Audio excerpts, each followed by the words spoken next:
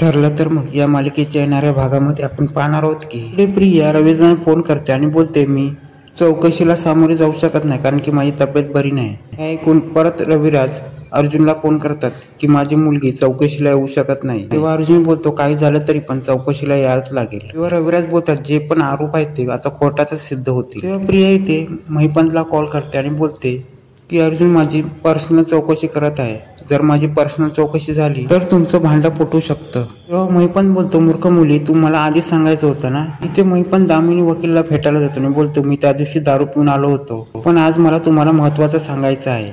तेव्हा दामिनी वकील बोलतो काय सांगायचं ते लवकर सांगा। तेव्हा महिपंत बोलतो या अर्जुनने लीगल नोटीस पाठवून माझ्या साक्षीदाराला अडकवण्याचा प्रयत्न करत आहे। तेव्हा दामिनी वकील सांगतात मी जे सांगेल ते तुम्हाला करायचं। तेव्हा महिपंत सांगतो काय करायचंय। तेव्हा दामिनी वकील एक प्लॅन बनवते आणि तो करायला सांगतो, तो त्या महिपंतला करायला सांगते आणि प्रेक्षकांनो हा प्लॅन म्हणजे या तन्वीला अडकवण्याचा असतो। तेव्हा महिपंत बोलतोय जर माझ्या मुलीला या सगळ्यामध्ये सोडवायचं असेल तर मी काही पण करू शकतो। तेव्हा या प्लॅन नुसार महिपंत तन्वीला फोन करतो आणि बोलतो आताच्या आता या अश्विनला घेऊन बाहेर पड। तेव्हा महिपंत बोलतो एका ठिकाणी गाडी थांबव आणि तुम्ही दोघं पण गाडीतनं बाहेर या। तन्वी बोलते मी अडकणार नाही ना। तेव्हा महिपंत बोलतो काय अडकणार नाहीस, मी पण आहे नाही तिथे। तेव्हा तिथे प्रिया अश्विनला कॉल करते आणि बोलते मला माझी तब्येत खराब आहे, तू लवकरात लवकर ये आणि मला इथून घेऊन जा। तेव्हा अश्विन बोलतो तू काळजी करू नको, मी ताबडतोब तिथे येत आहे। घरी येऊन अश्विन तन्वीला हॉस्पिटलमध्ये घेऊन जातो। तेव्हा मध्येच रस्त्यावर गाडी थांबवून प्रिया ही गाडीतून बाहेर पडते आणि तेव्हाच अश्विन पण गाडीतून तिकडून बाहेर येतो। तेव्हाच एक पाठून एक गाडी अश्विनच्या दिशेने येते आणि अश्विनला धक्का देते। तेव्हा महिपंत गाडीतून उतरतो आणि अश्विनला बोलतो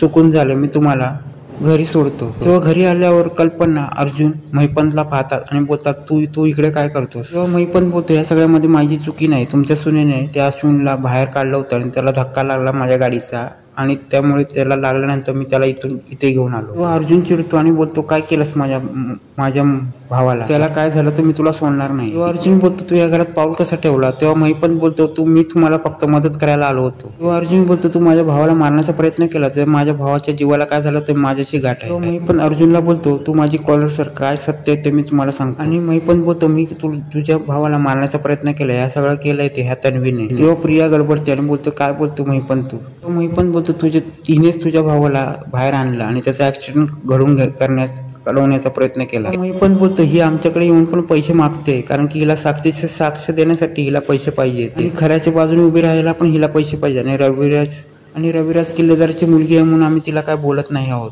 खरं बघितलं गेलं तर प्रेक्षकांनो दामिनी वकीलनी जे पण सांगितलं असतं ते महिपंत करत असतो। ते महिपंत बोलतो या तन्वीने आमच्याकडनं पैसे घेतलेत आणि ही बोलली कॉल करून तुम्ही खरे असला तरी मी तुम्हाला खोटं सिद्ध करीन। तेव्हा महिपंत बोलतो मग आम्ही काय करणार, म्हणून हिला आम्ही दिले पैसे। आणि महिपंत बोलतो खोटारडी मुलगी आहे हिची साक्षच आम्हाला नको आणि महिपंतने एका फटक्यातच गेम पलटवलेला असतो। महिपंतचं हे सगळं ऐकून प्रिया गडबडते आणि बोलते अर्जुनला की हा खोटं बोलते मी काय असं करू। तेव्हा अश्विन बोलतो तन्वी तू खोटं का बोललीस, तू त्याच्याकडनं पैसे घेतलेस तरी तू खोटं का बोलतेस। पूर्ण कल्पना बोलतात तू पैसे का घेतलेस ते आम्हाला सत्य कळलंच पाहिजे। आणि या सगळ्यामध्ये आता प्रियाचा चांगलाच पर्दाफाश झालेला असतो आणि प्रिया चांगली तोंडाशी पडलेली असते।